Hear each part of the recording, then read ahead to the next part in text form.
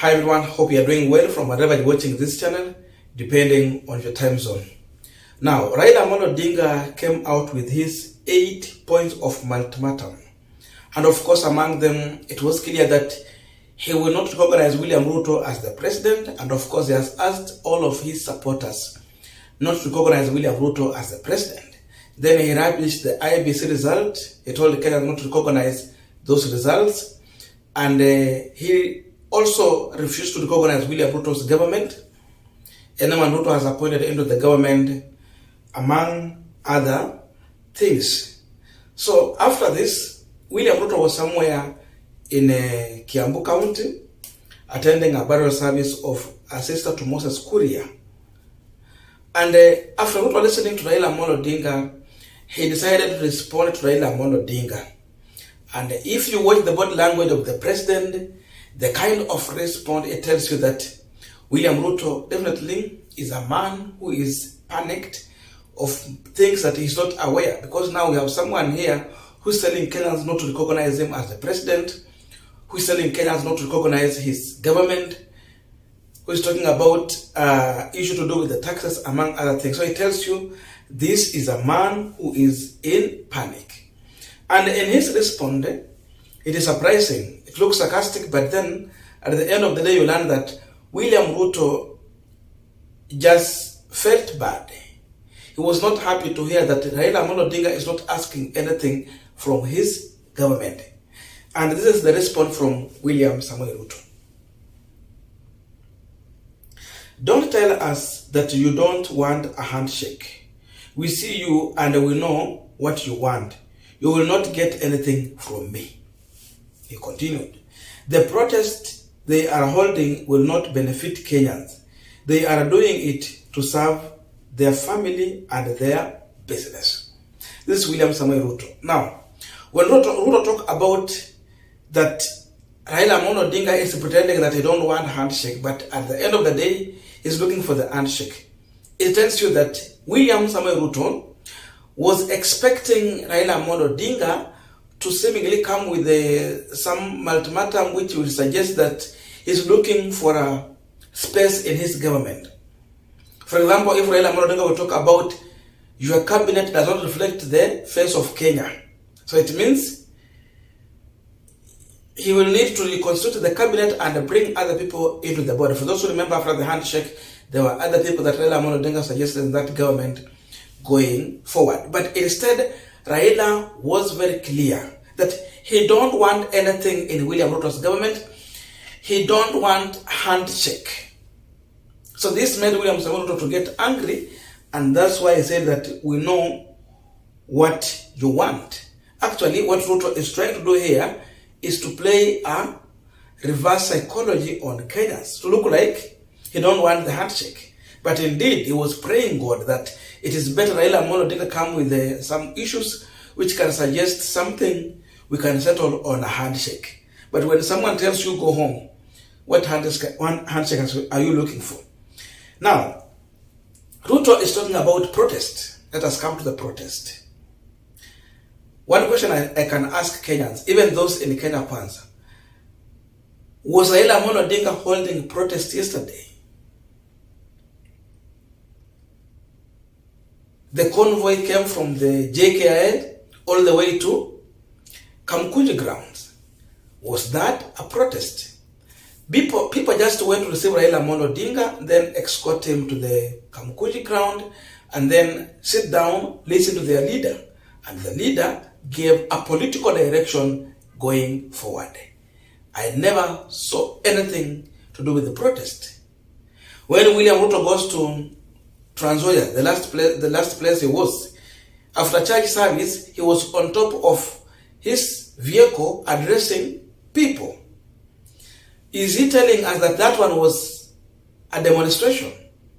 If you want to say that what Raila Odinga was holding today was a demonstration, it was not a demonstration. So instead, he's looking on a situation whereby Raila Odinga will be calling for demonstration. So again, Ruto is playing a reverse psychology and responding to Raila Odinga. There was no demonstrations, but he wanted to create a perception that Kenyans will think that Raila Odinga called for demonstrations. and the people who are attending the burial. You see, you want to confuse them, confuse, to believe that there was demonstrations in Nairobi. But in real sense, no demonstrations. We continue. Irrespective of how they voted, I want to assure Kenyans that the government will serve them. We will not allow you to destroy the business that Kenyans have built. Hapo pia niko na swali. The people who are supporting Raila Odinga, is Ruto telling Kenyans that there is no one who is in business? Those people are also in business. They are businessmen. I saw Mamboga in that rally. I saw Boda Boda in that rally. I saw a hustler there. We saw people who can support politicians in terms of resources. Serious business people facilitated Raila Odinga's event willingly. So these people are also in business. And again, when Ruto comes on and insists that I want to tell Kenyans that whether they voted for me or they not vote for me, I'm going to work for them equally. Why is he insisting on this?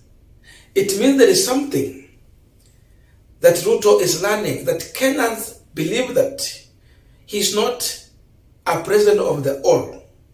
And because of that, Ruto has been viewed as a person who will always champion for tribal interest and a few people here and there's interest, but not the interest of Kenyans. So because of this, he's trying to convince Kenyans to believe that he's going to work for everyone. When in real sense, we know even through his appointment, it was tribal.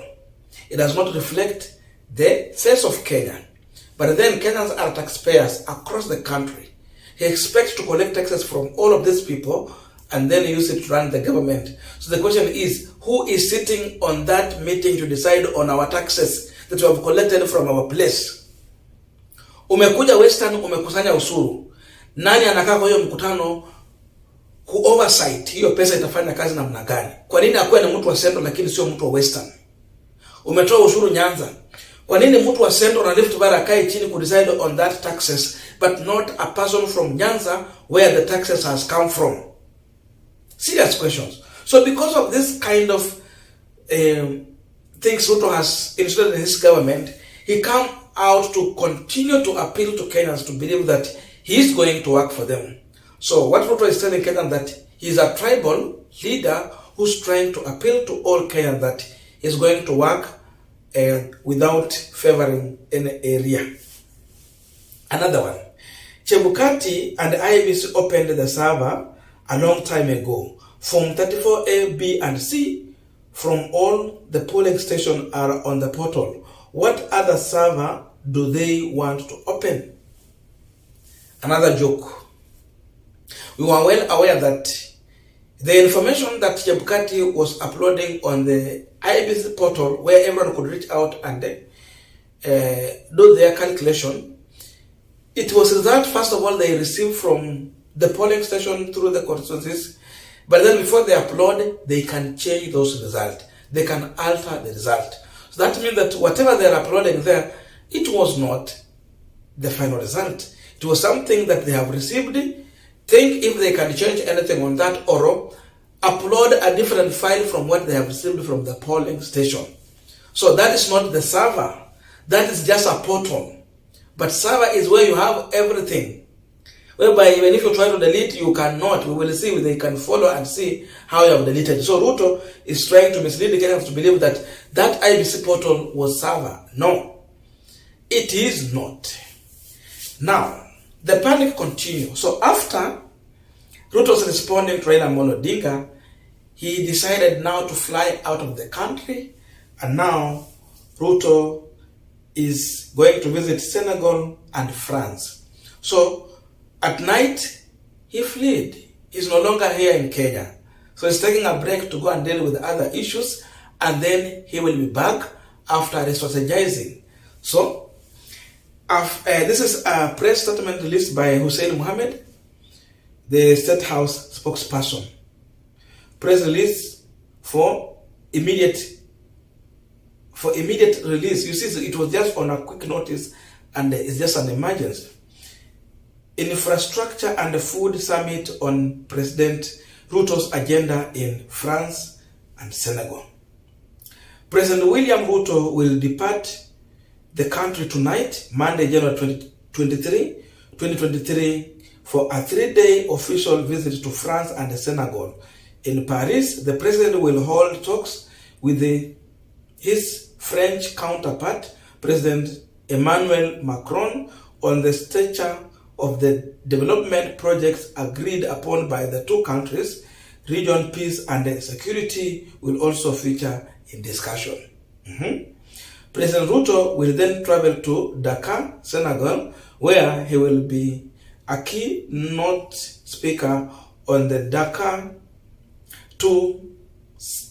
Second Summit of Free Africa, Food Sovereignty and Resilience. So they continue to talk about that one. That means the president is out of the country. Hussein Mohammed, MBC, State House spokesperson, January 23, 2023. So the president is out on a short notice. So he will be back after the settlement has settled to understand how he will be coming to deal with this issue. So now we have Rigathi Gachagua, a man who was warned. Raila alisema ya kwamba yule kijana anaitwa Rigathi Gachagua na aambiwe, mimi si rika yake na mimi si wa kiwango chake. Now let us meet at the comment section for continuation of this conversation. Thank you.